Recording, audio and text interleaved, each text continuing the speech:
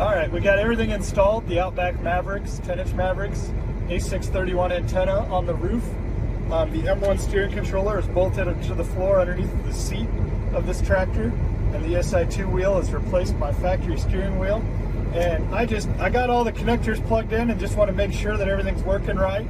So I'll click on diagnostic and just see everything here is lit up. I got the A631 on the roof, the MaveriX 10-inch there, and then my ESi2 steering wheel, and that M1 steering controller is all lit up. The only thing that's grayed out is that AC110 controller. I don't have one plugged in, so that's why it's grayed out.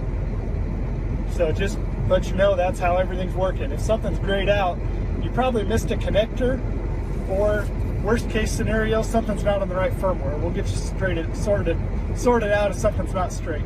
But this is where you go to make sure that everything's working properly. Yeah, so we're running on WAAS right now, SBAS. And the reason it says SBAS rather than WAAS is because WAAS is GPS specific, where the A631 antenna is not just receiving GPS, it's also receiving Glonass, Galileo, and Bayu constellations for signal. So that's why it says SBAS.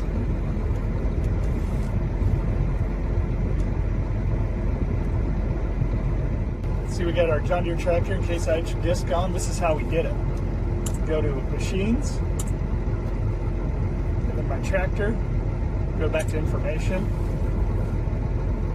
So then I plugged in my 7820 2004, and then that's where you modify, you can do your model year, change your color even, it's a deer, accept, the dimensions, plug in where your antenna's at, height off the ground, wheelbase of the tractor, length from the drawbar to the axle, all plugs into how the tractor steers on that either straight track or curved track. Antenna offset, mine's right in the middle.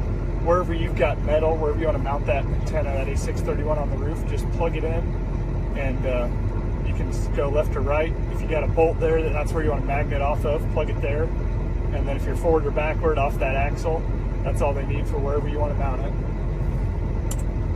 And then back to the machines, we got the disc. I just put in the old disc is what I named it.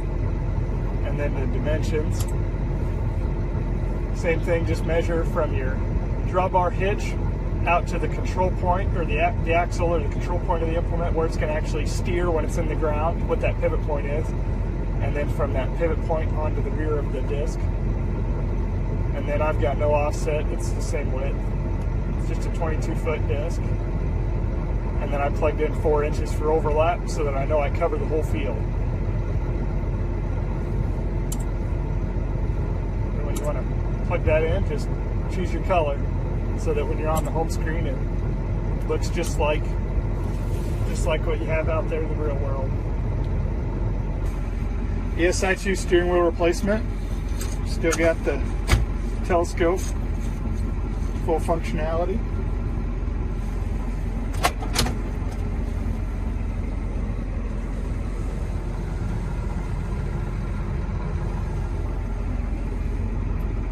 Calibrations on MaveriX 10-inch with the ESi2 wheel.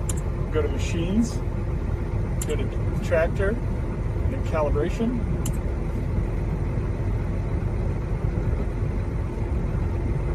We have all of our settings programmed in with our wheel.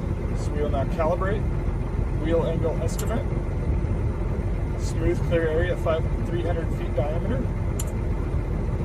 Wheel in gear.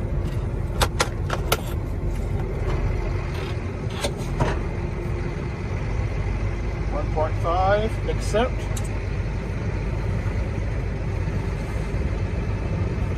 Accept.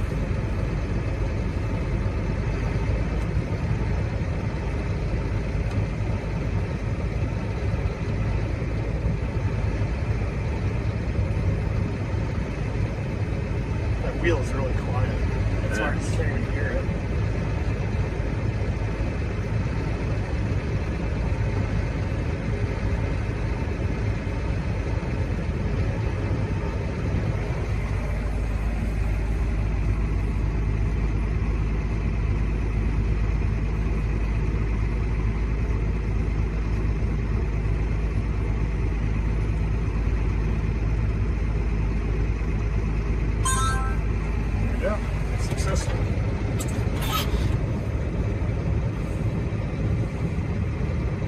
Now we'll do the wheel lock calibration.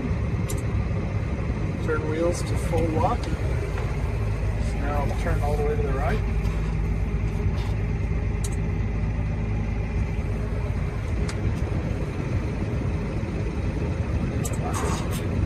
Oh, I gotta get 1.5 miles an hour.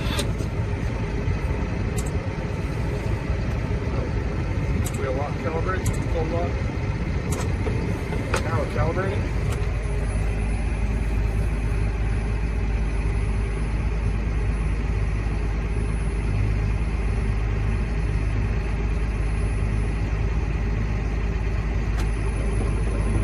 Go all the way the other way.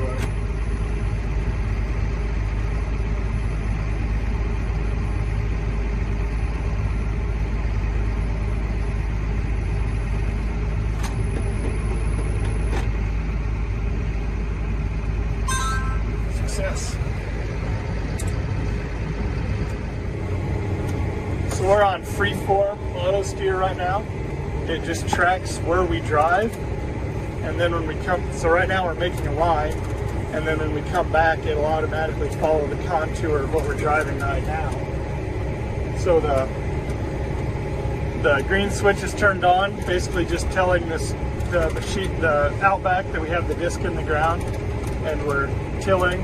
We want to keep track of where we've been, and then when we come back, we'll have a contour that the MaveriX and the ESi2 wheel will just perfectly follow where we've already been.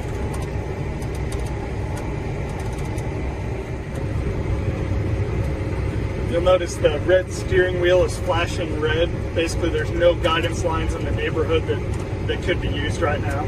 That's why that's flashing red. When you get next to a line, it'll turn orange, and then once you're engaged, that wheel will be green when you're actually steering.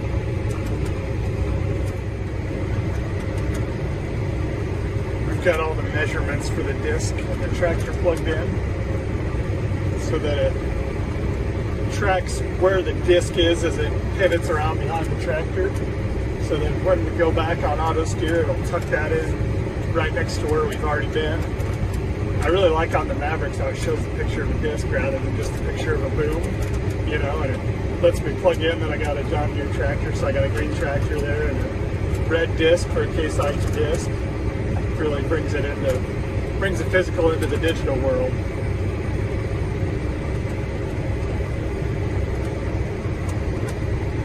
You'll notice the GPS speed there, 5.6, matches the tractor perfect.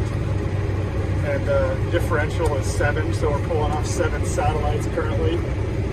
This system is just running off of WAAS right now, or SBAS. This A631 antenna that we're running is capable of running off of RTK, that could run off of your state's CORS network, or it also has Atlas capability that can run off Atlas row crop or Atlas broad acre. The Atlas row crop runs 1 to 3 inch pass to pass, or the Atlas broad acre runs 6 to 12 inches pass to pass. Where this SBAS that we're running on right now, it runs a little under a meter for accuracy. Alright, we're coming up on the end of the terrace here. We'll quit recording and turn around. So to quit recording, you just tap that off, and then it shuts off the green. So we pick up and whip around. Dab the brake. Drop the disc in the ground. Tell the computer we're going. Still in the red. We'll get in the orange here in a second when we're on track, closer to track.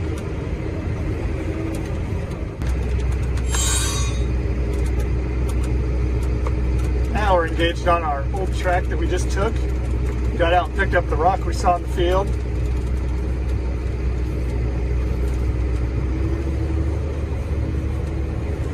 Notice the shift has popped up in the middle now. Shows we're off by 0 inches.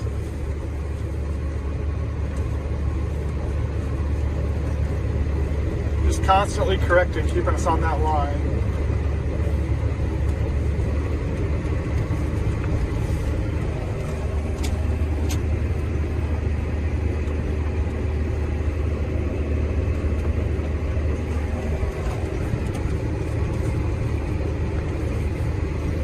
That ESi2 is really quiet. You can't even hear it running.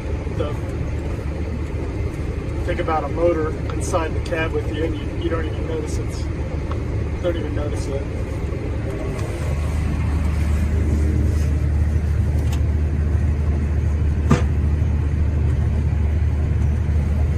The A631 that we're running right now for GPS correction and signal is currently running on WAAS or SBAS.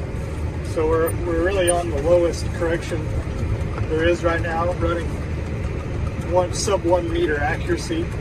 And I'd say we're seeing a lot better than 1 meter accuracy, but it says inch or 2 inches off.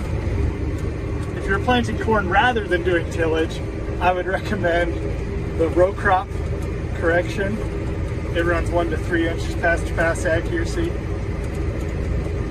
which is a subscription onto the A631 antenna.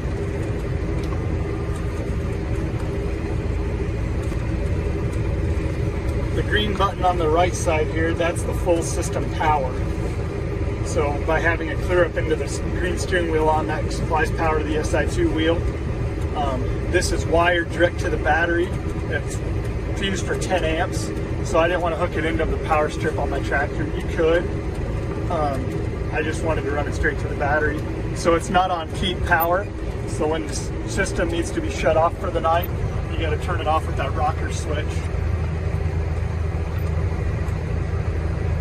The boot up is really fast, faster than the tractor building temperature on these cold mornings.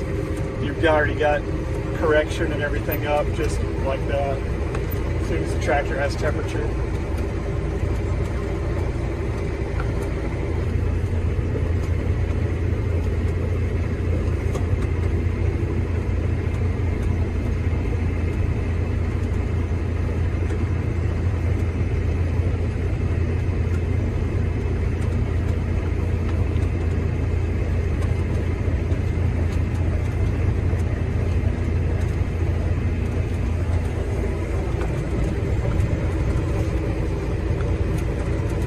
The remote and disengage, and the remote engage, disengage, engage.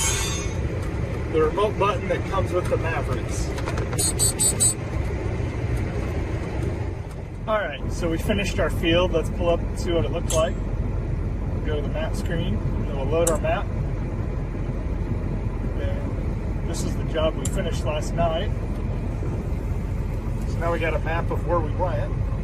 It says we did 41.2 acres and it took 2.47 hours. Then the other job we did last night, just a little corner of 13